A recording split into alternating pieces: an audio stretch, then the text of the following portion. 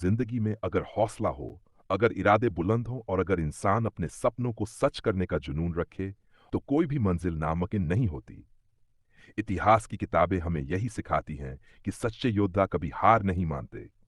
वे संघर्षों से लड़ते हैं, मुश्किलों को झेलते हैं और अपनी पहचान बनाकर दुनिया को दिखाते हैं। आज हम आपको सुनाने जा रहे हैं एक ऐसे ही महान किले की कहानी, जो साहस, शौर्य और आत्मसम्मान का प्रतीक है।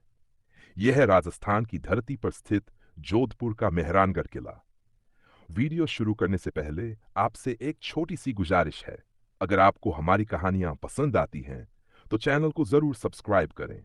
इस वीडियो को लाइक और शेयर करें, ताकि हम आपके लिए ऐसी ही और प्रेरणादायक और ऐतिहासिक गाथाएं लाते रहें।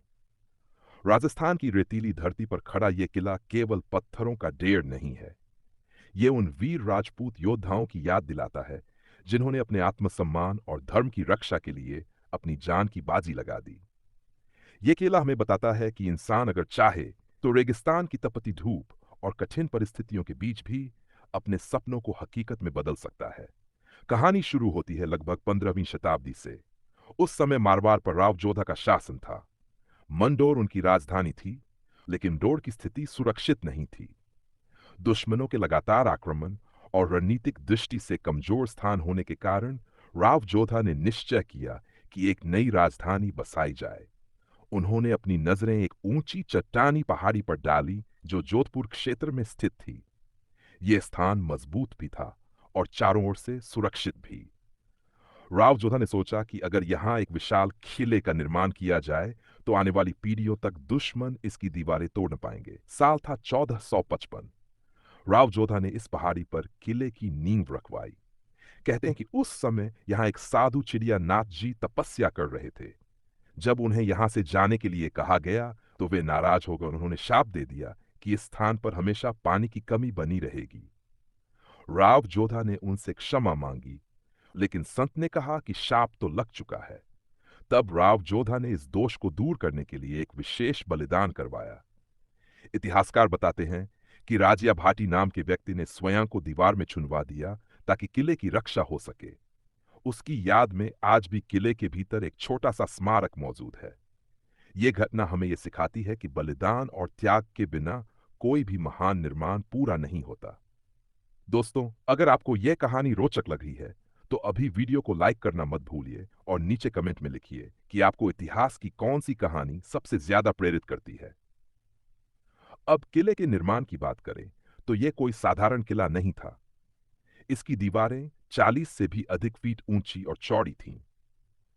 हर दीवार मानो ये कह रही हो कि यहाँ की धरती पर राजपूताना का स्वाभिमान खड़ा है।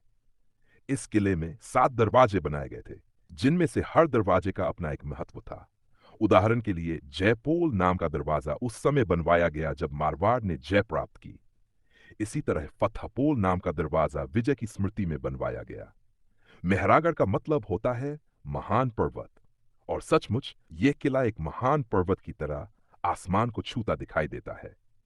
जब कोई यात्री पहली बार इस किले को देखता है, तो उसे लगता है मानो बादलों के बीच कोई विशाल महल खड़ा हो। किले की ऊंचाई से पूरा जोधपुर शहर दिखाई देता है, जिसे नीलाशहर भी कहा जाता है, क्योंकि यहाँ के अधिकांश घर नीले रंग से पुते हुए हैं। इतिहास के पन्नों को पता चलता है कि इस किले पर कई बार आक्रमण हुए।